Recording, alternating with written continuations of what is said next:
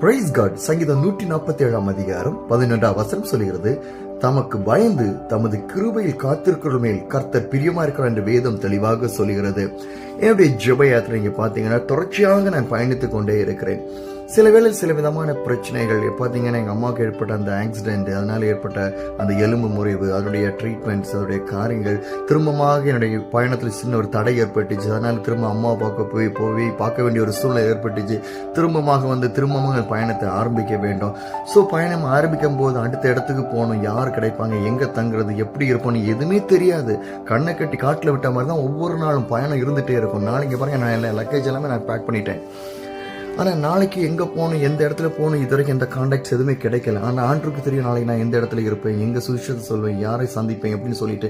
So இப்படி தான் என்னோட ஒவ்வொரு நாளும் பயணம். ஆனால் ஆண்டவருக்கு நான் காத்திருக்கனால ஆண்டுடைய கிருபை என்னை சூழ்ந்து கொள்ளுது. ஆண்டு என்னை தாங்கி வழிநடத்தி கொண்டிருக்கார்.